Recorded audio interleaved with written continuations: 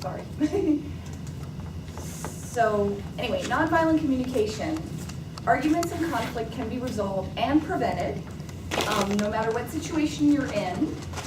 It can be turned around with a simple skill of communicating more effectively, which is nonviolent communication. Marshall Rosenberg created nonviolent communication. He was a disciple of Carl Rogers. Carl Rogers is a famous psychologist. He came up with the concept of active listening and reflective listening, which is really pretty much what all of us enjoy. If somebody is speaking, they like to be listened to. And anyway, so Marshall took it one step further and created kind of a formula for communication.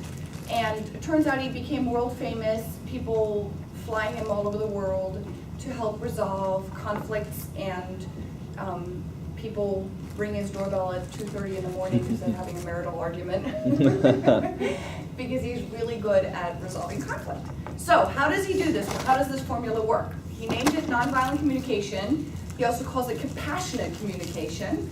And it's really just empathizing with the speaker, and it's amazing how powerful this can be. So there have been situations where people have been in a violent situation where they were afraid that they were going to be raped. So this is a really good thing for all the women to know in the room.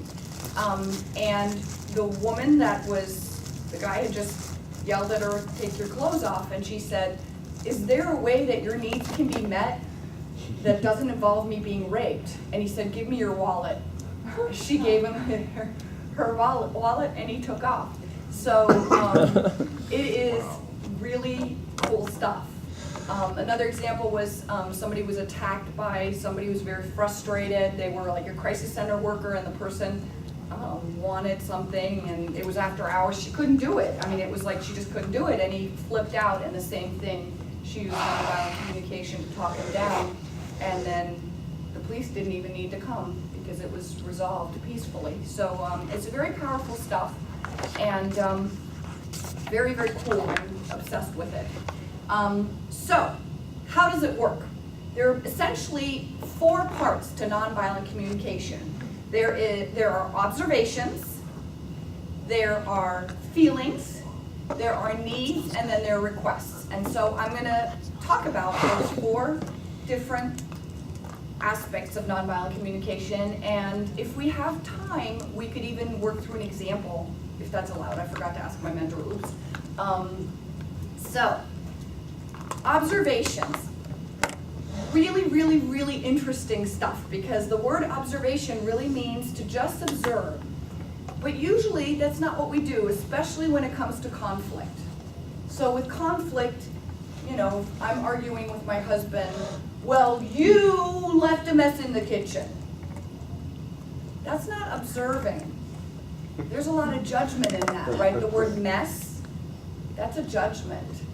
It could just be creative housekeeping. So the point of us learning to observe rather than judge is well noted and very, very difficult to do. So observation is incredibly challenging, especially when it's an emotionally loaded situation for any of us. Another example might be if somebody cuts in line in front of you. If you say something to that person and you call them a cheater or something like that, that's going to escalate the conflict rather than de-escalating. And nonviolent communication is all about de-escalating and cutting through the chase and getting to what the core issue is. So observations are really, really key part of that. And I challenge everybody here to try, for a day, just to observe rather than judge. Particularly if you're in management, if you're giving staff reviews, it's really damaging to your relationship with your employee if you judge.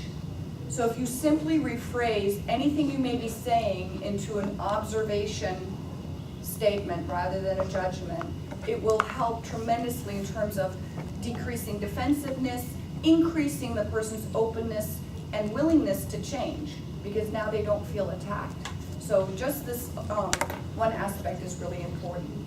Feelings. Feelings are, fun. I think they're really cool and wonderful. But in our society, we tend to talk about thoughts. We're all obsessed with thinking rather than feeling, and people like to say, I feel, and then they fill in a thought. And thoughts are not feelings, and so in order to be self-responsible and take responsibility for your own feelings, because our feelings are ours, it's not Beth's responsibility to take care of my feelings. It's my responsibility to take care of my feelings. So you don't, again, want to purge your feelings on other people.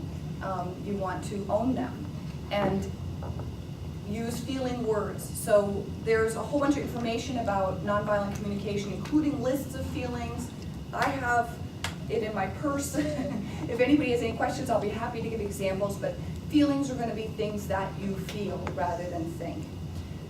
Needs are key to nonviolent communication. They're really the most important part that you want to focus on when trying to resolve a conflict. So two key questions that you can very effectively use trying to resolve arguments are, how can I help you meet your needs? And would you be willing to help me meet my needs?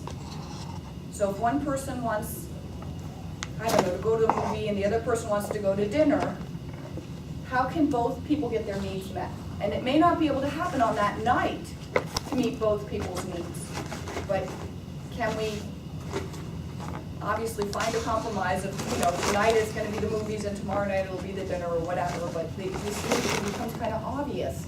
And it's fascinating that when you look at needs, how, I am totally over, oops, how